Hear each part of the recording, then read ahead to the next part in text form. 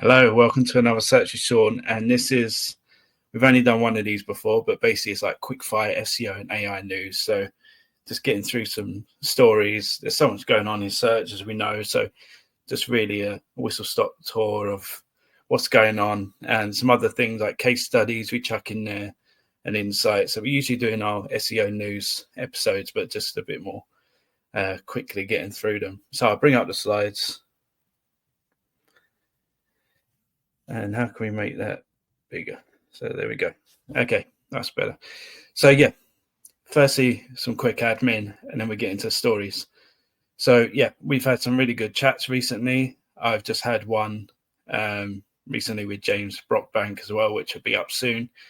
But recently we've had Christian Ward last week, and as you can see, he's an Amazon bestseller with an alt book around data partnerships, and we discussed the role of data in business, how AI is going to, have an impact there, and how to build data partnerships and why they're important. That kind of thing is a great presentation and discussion, and I really suggest you go and watch that. And all the chats are on Spotify as well. So, if you're on the go, you can search for Chat with Sean and they will come up. And these news programs will also be on there, or program, whatever, podcast, whatever you want to call it. And the other one is with Julia Panozzo. And yeah, it's fantastic and a really interesting subject. Obviously, she's very, well qualified to talk about the subject, and has done talks at Brighton SEO and so on. And it's all about neuroscience and how that works with marketing strategies. It's fascinating, and I really suggest go and watch that one as well. So that's a kind of admin bit out of the way. Obviously, we have got the event coming up in December, and the dates have been confirmed for the 17th and the 20th for the first couple of days. So you want to know more about that, it's digital marketers talking about a whole range of subjects, and it'll be streamed on YouTube and on LinkedIn. So yeah, follow me for more information on that. Let's get into the stories. So story one is, if you work in SEO, it's a real big thing. But Leda Solis has, created another great resource. And basically it's like I'll just say here. So it's a news community designed for SEO and digital marketing professionals to stay current with the latest industry developments in real time, created to complement the newsletter. Obviously, if you're not signed up to her newsletter, you should be, because it's a great asset. And it's a bit like Reddit or whatever, where you can upvote the stories based on if you found them interesting or not, and it's really good. And on that basis, I'm going to do a new feature on this show where we just look at the top 4 stories. I did want 5, but it didn't fit. But anyway, it works. And all the links for all these stories, and including these ones here, will be found in the description. So, in your own time, you can go and read them and check them out. But yeah, they're the top 4 stories trending at the moment. There's a new SEO tool at number 1. Then, something about schema.org by Jono Alderson, who's really great. Talking about that, I've read that. It's really interesting. Stuff about being webmaster, and stuff about Search Console as well. So yeah, some really good reads there. And obviously, the good thing is it's voted for by people in the industry. So hopefully, if they find it interesting, you will too. So all the links in description. So go and check them out. So story 2, and you probably know about this already, but Google rolls out the November 2024 core algorithm update. So Google launched its November 2024 core updates that's affecting search rankings globally. The sites affected by the update, Google has said that recovery may take some time, as we've seen in recent times, potentially several months as the systems learn and validate improvements. We won't get into that because there's been an ongoing thing about other updates. But the rollout may take up to 2 weeks to complete. So we're looking at probably like the 25th, which is like next week now, because it's already started.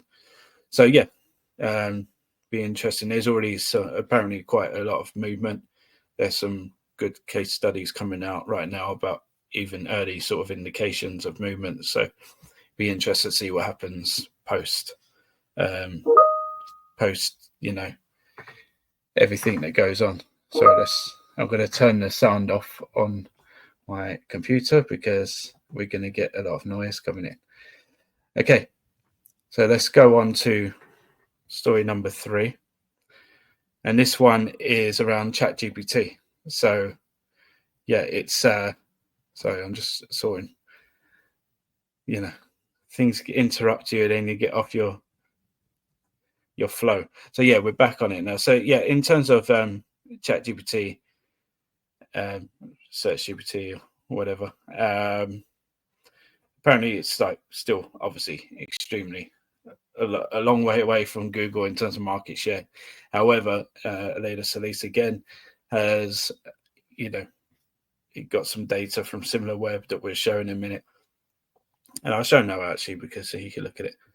But basically it's indicating that ChatGPT traffic is gradually creeping up on Bing, and some are saying it's surpassing it. So very, very interesting to see where that goes.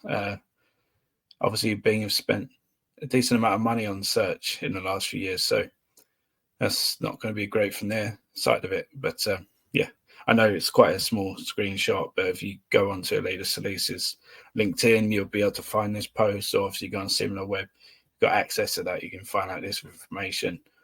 But yeah, obviously, quite interesting stuff, and obviously we'll keep tracking that and see what happens there. The story number 4 is again interesting in terms of market share. Again, sources are all clearly marked out, and if you want to read more, all the links will be in the description, so please feel free to go and check it out yourself. But it's just shown that in October 2024, Google's global market share fell to 89.33%, and that was the lowest since February 2015.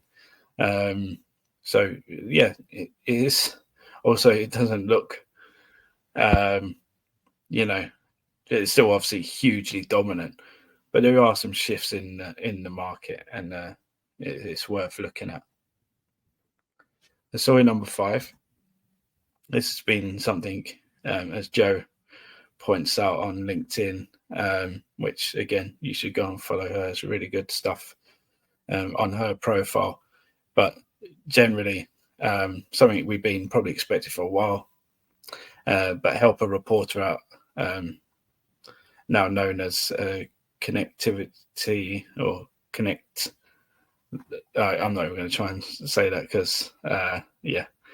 But basically, it's been discontinued and shut down. Well, it will be on December 9th. So, yeah, it was a way to get attention and potential links from journalists. So I guess they just felt it was just too much money put into the resource, so they just closed it down. Now. So yeah, that's a interesting one for digital PR, especially, and people doing outreach generally. So yeah, story number 6, and obviously it's something I touched upon last time, around Google doing certain things potentially on the search to kind of favor one or the other, in anything really, I guess, but obviously in politics it's very controversial. But this is on New York Post again, and Google claims it fixed the discrepancy showing poll locations for Harris searches but not Trump. So Google claimed Tuesday that it fixed an issue in which user search queries for "where can I vote for Harris" generated an interactive map tool to find polling places, while queries of "where can I vote for Trump" received no such benefit. So the search giant said that the issue stemmed from its algorithm conflating Vice President Kamala Harris' last name with Harris County, Texas, where Houston is located. So interesting. People make mistakes, and it could easily be a mistake. But obviously, if you add this on top of the other issue, but we know the outcome now. So I guess it's, it may not mean anything now, but generally, obviously, we know about. We've discussed it last time with social media platforms doing certain things, potentially. So story 7, this is from Kevin Indig, which again you should follow. He's really great. He puts out some really good information. Basically, projections show that Google's ad market share may dip below 50% by 2025 as competitors like Amazon and TikTok ramp up.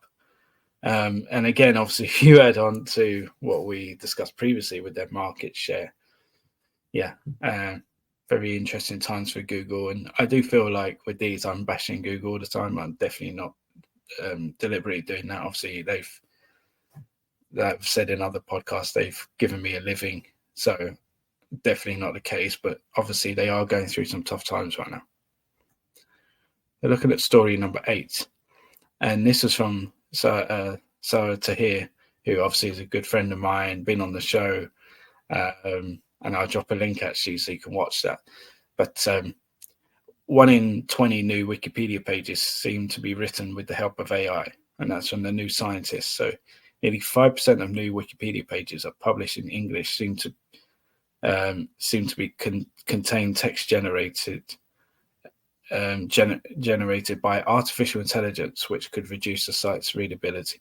And that's the thing, because where does this end? Because if AI does get involved in things like Wikipedia, then they're kind of learning from themselves, and then it kind of becomes some loop, and it could become an interesting landscape of content online.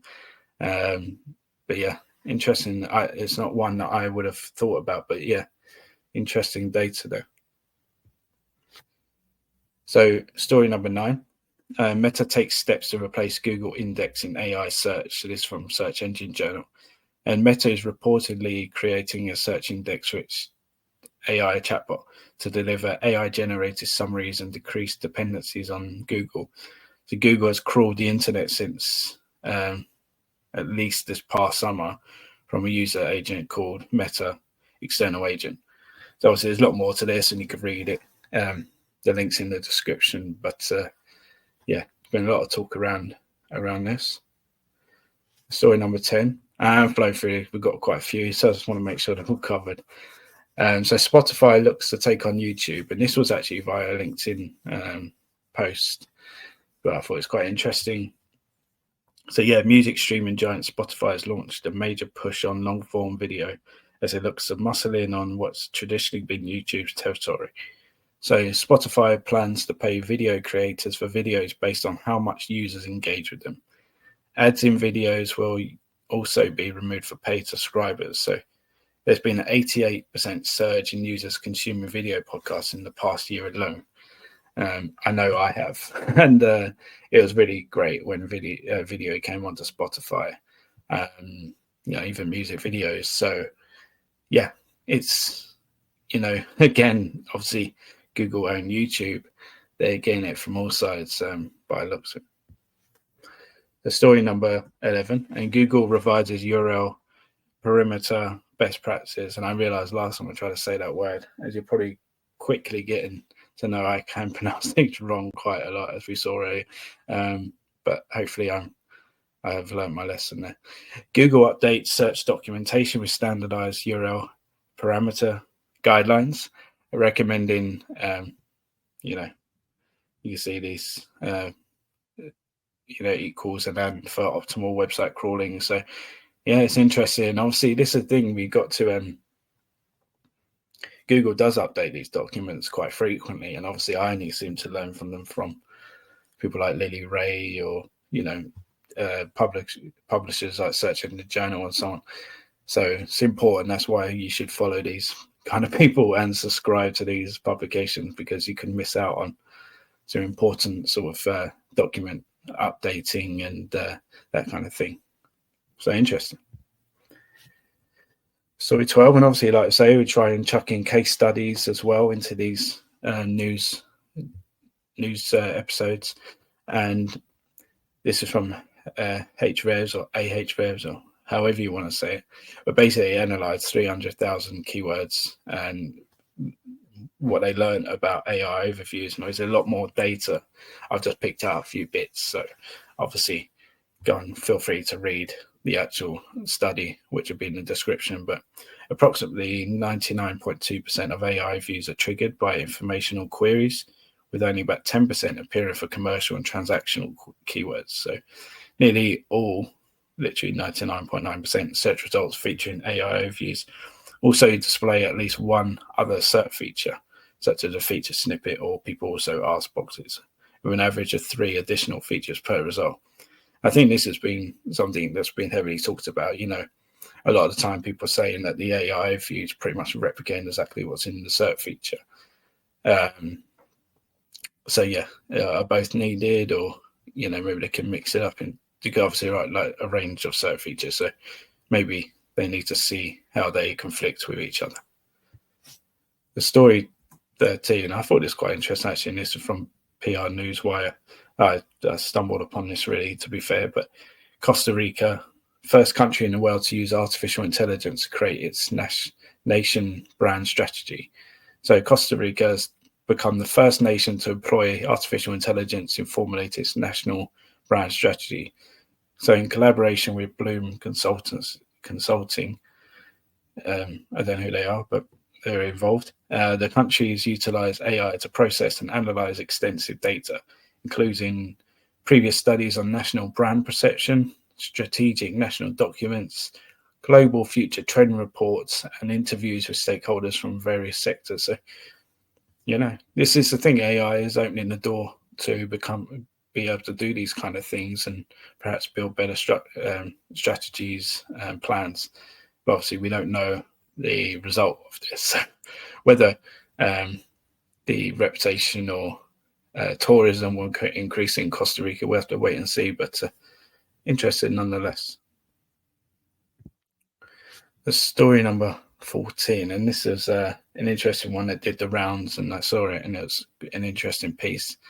But it's titled "A Nightmare on Affiliate Street: How Google is Picking Off Sites One by One that are violating its site's reputation abuse spam policy." And this actually has been updated, and don't think I had time to chuck it into this one, but obviously we'll discuss it in the next one. And also, we did discuss it in the James Brockbank interview chat, whatever you call it, which you'll find on this channel very soon as well. So if that interests you, then do tune into that one. But Glenn Gay, who again you should follow, discusses how Google is algorithmically targeting and reducing the visibility of large-scale websites that violate the site reputation abuse ban policy, particularly those with extensive affiliate content. He highlights significant drops in search visibility for sections of major sites like Forbes, Advisor, suggesting that Google's systems are improving in identifying and penalizing content that is starkly different from the site's main content. And obviously we're going to see more on this, and there are more examples in Forbes. So, you know, be sure to follow Glenn and read this article, because he does go more into it, and he does talk a lot about it on LinkedIn. So number 15, so we do like to throw a mix of stories into this, and this is an interesting one. So B. scupper Mark Zuckerberg's plan for a nuclear-powered AI center, something we did actually report on initially. But yeah, Mark Zuckerberg planned to build a nuclear-powered AI data center, or data, however you say it, has been scuppered by the discovery of a rare species of bee on the proposed site. So the chief executive of Meta, the parent company of Facebook and Instagram and WhatsApp, of course, told staff last week that the land for the planned data center was too ecologically important, to build on, according to the report in the Financial Times. So, yeah, I think that's obviously, it's good that they've actually noticed that that's an important thing, and that they've stopped those plans. I'm sure they'll build it somewhere else. But yeah, it's an interesting story, and like I say, we do try and throw in a few ones that perhaps you haven't seen elsewhere. So story number 16, and this is probably something you have seen elsewhere, because it has, done the rounds, especially on LinkedIn, and it's, a lot of people have had opinions on it. But I thought it was really, really interesting, especially because it had UFOs in it, which I like seeing pictures of them. But this is from Cindy Crum, and obviously the link to the actual video will be in the description. But Cindy highlights how Google uses the Chrome browser to collect user interaction data like click engagement, page rendering, and pre-process this locally before sending it to the algorithms. These are all theories, to be fair, but she puts together some really good arguments. So this is basically, there's some it goes into detail anyway, and she explains it really well. But saying that Google uses Chrome to track user behaviors, like we say, even in incognito mode, and to enhance its algorithms and ad targeting. By leveraging user devices through Chrome, Google reduces its resource costs while collecting detailed engagement data, using this for, like I say, ad optimization, search rankings, and AI training. It would make sense in theory, so you definitely can't rule it out. Story number 7. So new internet rules will block AI training bots. So new standards are being developed to extend the robots exclusion protocol and meta robots tag, allowing them to block all AI crawlers from using publicly available web content for training purposes. So the proposal, drafted by Krishna Madhavan, hopefully I said that all right, principal product manager at Microsoft AI, and Fabrice Cannell, principal product manager at Microsoft Bing, will make it easier to block all mainstream AI training crawlers with one simple rule that can be applied to each individual crawler. So, I know that I've seen data to show that the number of websites doing that is increasing. It'd be interesting to see how much that changes it if they make it even easier to do. The story number 18. Artificial intelligence spotted my breast cancer. So a woman is deeply grateful to artificial intelligence for finding her breast cancer. She was given the all clear following a routine scan. So Sussex is one of 15 trusts across the England that participate in a project using AI to analyse mammograms. During the 2-month scheme, more than 12,000 mammograms were considered normal, were reviewed by AI. Upon further review, 11 women were asked to come back for investigation, and of them, 5 were found to have breast cancer. So, that's quite significant, really. I know, that's 5 people that could potentially have been, saved that may not have been otherwise. So, obviously, working in that industry, it's good to see that AI is being used for a good cause like this, and hopefully it can expand in the healthcare system if used correctly, obviously. So this is one, and obviously it's more like a overall digital marketing story, but LinkedIn video posts generate 3 times more reach, study finds. Search Engine Journal this was in, and it found that the most successful kind of video type was videos under 5 minutes, a direct to camera approach, a morning post between 9 and 11 a.m. Obviously, it's got certain, it's got other information on there. So obviously go and check that out. But I just picked out some of the top things from there. So as usual, but feel free. Obviously all the links are in the description. So story number 20. So organic product grids, how ranking works. So Brody Clark, someone mentioned on here before, really great. Should be following him for, especially like e-commerce stuff. But he does share a lot of really fantastic stuff on LinkedIn. So, and this was a presentation which again I'll share a link to in the description, but Brody presented highlights how businesses can optimize their product feeds and leverage Google's organic product grids to enhance visibility and sales, include detailed attributes and focus on the title field to improve rankings and click-through rates in organic listings.